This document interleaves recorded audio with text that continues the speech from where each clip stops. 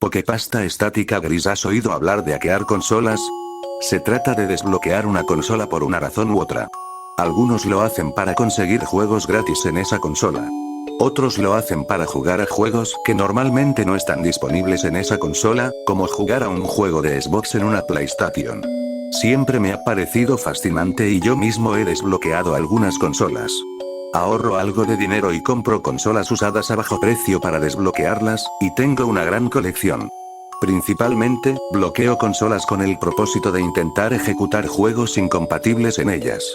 A veces puedo revenderlas por más de lo que me costaron, lo que es una ventaja adicional, aunque tengo algunas que me quedo para mí. Normalmente se oye hablar de hackeo de consolas más nuevas y populares, como la Xbox, PlayStation, Wii u otras consolas similares. Pero hace poco, después de conseguir otra SNES, pensé que sería un desafío divertido intentar hackearla y ver si podía ponerle algunos juegos retro. Antes no me entusiasmaba demasiado, ya que solo había tenido una SNES y era la que tenía desde que era un niño, así que no quería arriesgarme a dañarla permanentemente. Pero ahora podía hacer un pequeño experimento. Iba a intentar hacer funcionar un juego original de Game Boy en ella. Un juego de Pokémon, por cierto. Además de coleccionar consolas, también colecciono juegos, y tenía una colección decente de cartuchos para los juegos de Pokémon de Game Boy. La mayoría eran legítimos, aunque algunos de ellos eran piratas, algo de lo que era plenamente consciente y que compré por curiosidad. Iba a utilizar uno de esos piratas para mi experimento, ya que con una consola y un juego más antiguos, no tenía idea de lo que podría pasar y si podría dejar inutilizables accidentalmente la SNES o el cartucho pirata. Había jugado a todos los juegos de Pokémon una vez y valoraba el progreso en cada juego, así que no quería dañar ninguno de sus archivos guardados. El juego que elegí ya tenía un código bastante malo, así que primero quería probar si al menos podía hacer que funcionara y luego partir de ahí. El juego pirata que estaba usando venía de una venta de garaje y no tenía nombre. Era simplemente un cartucho gris con una criatura dibujada de forma tosca, que no era ningún Pokémon oficial. Lo encontré en el juego cerca del final y parecía un himno dibujado de memoria. Se llamaba Shinto. Me quedé atascado en una pelea con un jefe, pero nunca pude superarlo y no había otra forma de avanzar, así que lo dejé. Era el juego perfecto que podía tirar a la basura si algo salía mal. Y así me puse a trabajar, horas, incluso días dedicados a investigar y trabajar con la SNES. Hubo muchas pruebas y errores, ya que no estaba tan seguro del funcionamiento de la SNES, ya que nunca había pirateado una antes como todas las otras consolas a las que hice jailbreak muchas veces. Tuve que ser muy delicado con mi proceso, ya que un ajuste incorrecto podría destruir la consola para siempre.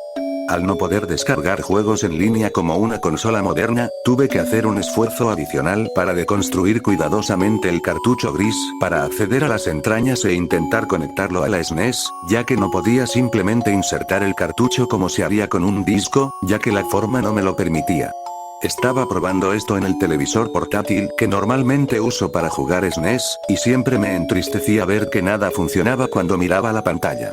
Sin embargo, me iluminé cuando uno de mis intentos realmente dio resultados.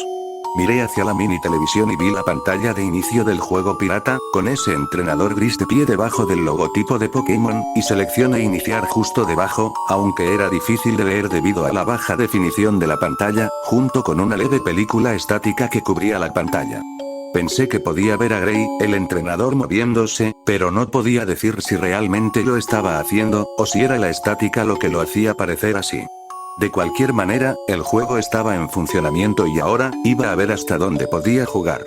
Usando el control, presioné iniciar y, posteriormente, continuar.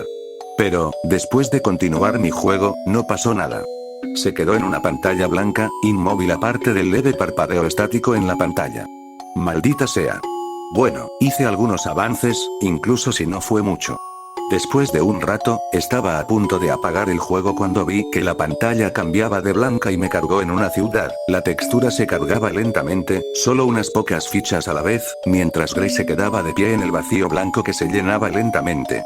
Pero las texturas no se cargaban correctamente, y se cargaban todo tipo de fichas de forma similar a la falla de la ciudad en las versiones roja y azul. Bueno, estaba funcionando, pero no creo que al código de Shotty le gustara que lo manipularan más. A medida que el mapa terminaba de cargarse, la estática se hizo más pesada en el televisor y se volvió más difícil de ver. Curioso, intenté mover a Gray. Mientras atravesaba el paisaje infernal lleno de fallas, las fichas se movían y cambiaban con cada paso, desorientándome aún más. Algunas áreas ni siquiera tenían fichas cargadas, reemplazadas por cuadrados de pura estática. Me seguía chocando contra las paredes a diestra y siniestra, sin tener una dirección clara ni un lugar al que ir. Ni siquiera podía decir si estaba cerca de la cueva de Shinto, no es que tuviera intención de luchar contra ella y perder de nuevo.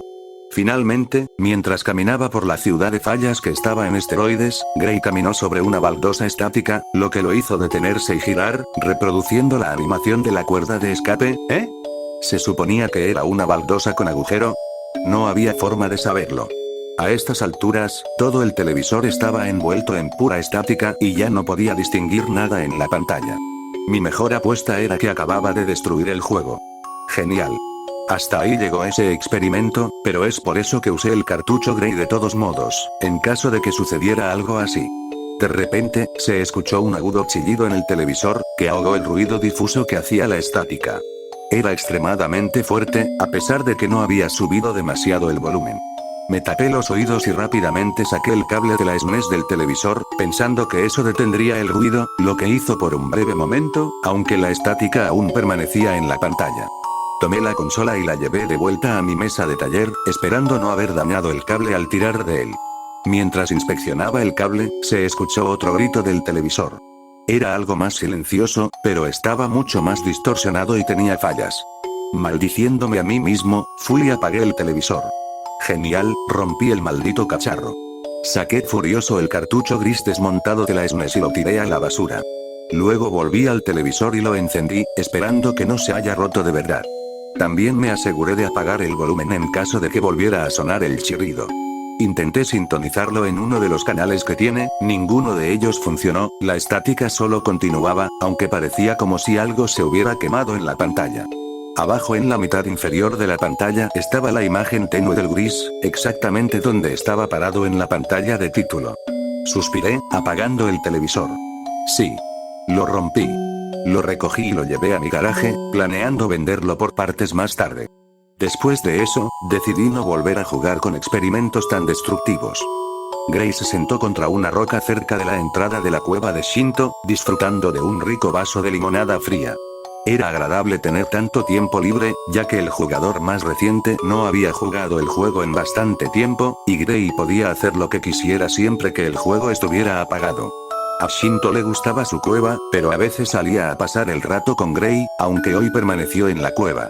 Gray esperaba que el jugador hubiera abandonado el juego o se hubiera olvidado de él, ya que no quería que lo apartaran de su paz para volver a luchar contra Shinto, ya que era imposible que el jugador ganara, a menos que hiciera trampa. Gray se estremeció, contento de que Shinto fuera lo suficientemente misericordioso como para perdonarle la vida a Gray después de asustar al jugador anterior que había hecho trampa para atrapar al Mon Pirata. La atención de Gray vaciló cuando de repente la temperatura bajó, lo que le provocó mucho frío. Estaba confundido y miró hacia el cielo, que seguía brillando fuerte y azul con el sol brillando sobre él, pero sin proporcionarle calor. ¿Qué demonios? El frío comenzaba a afectarlo, así que se levantó y se dirigió a un centro Pokémon cercano. Dentro, pudo acceder a un calentador y lo usó. Ninguno de los NPC pareció notar el frío repentino que acababa de arrasar el mundo, holgazaneando como suelen hacer. Gray frunció el ceño mientras pensaba en la posibilidad de que el jugador actual pudiera estar pirateando el juego, lo que causaría el frío. Lo último que quería era que algún jugador volviera a interferir. Gray se quedó frente al calentador, incapaz de llevarlo a ningún lado para mantenerse caliente, pero después de unas horas, el cuerpo de Gray se puso rígido. Oh, no. Su visión se volvió borrosa cuando el jugador inició el juego, y se vio obligado a mirar fijamente la cara del joven que jugaba, pero, se veía diferente esta vez. Normalmente solo podría ver la cara del jugador, pero se dio cuenta de que ahora podía ver todo su cuerpo, y sostenía un control. Además de eso, era difícil distinguir realmente los detalles intrincados, ya que el jugador se veía extraño y borroso ahora. ¿Qué estaba pasando? ¿Ya no estaba en el Game Boy? ¿Era por eso que tenía tanto frío de repente? El jugador seleccionó comenzar, y Gray se sumergió en el lugar donde se paró en el último guardado del jugador. O al menos, eso era lo que esperaba, pero ahora estaba en un vacío blanco.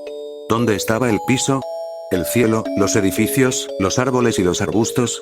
No se veían por ningún lado. Sin embargo, poco a poco, empezaron a aparecer cosas a su alrededor, pero no el trazado del camino en el que debería haber estado parado. En cambio, aparecieron bloques aleatorios, uno era un trozo de hierba, otro era un 9 flotante. Algunas piezas tenían trozos de edificios, otras tenían partes de NPC, como sus cabezas o piernas. Había secciones dispersas de árboles y números flotantes extraños. Gray observó con horror cómo este mundo deformado se formaba lentamente a su alrededor. Una vez que terminó, el jugador lo obligó a caminar, lo que lo hizo chocar con cosas por todas partes. Gray estaba aterrorizado, nunca antes había visto semejantes distorsiones de este mundo. Estaba fallando y temía que también lo corrompiera, tal vez incluso lo matara. Peor aún, su visión ya borrosa se volvió más borrosa, lo que le dificultaba ver.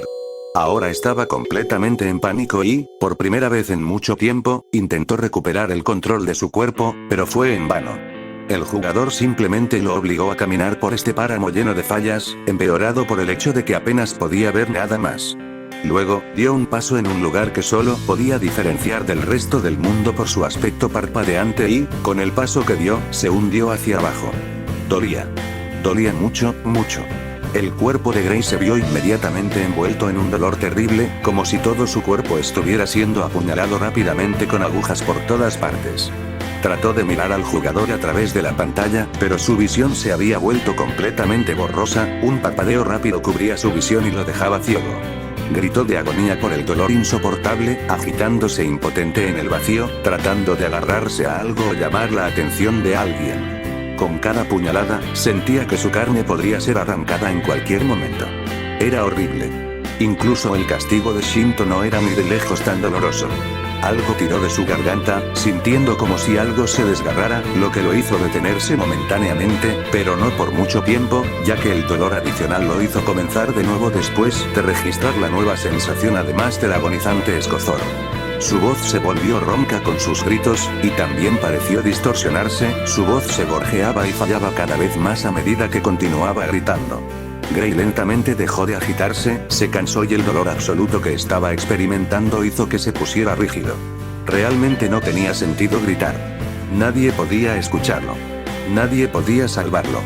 Estaba solo en este despiadado y difuso vacío, siendo torturado. Pero eso no importaba. Gray simplemente siguió gritando hacia el vacío, rogando por misericordia.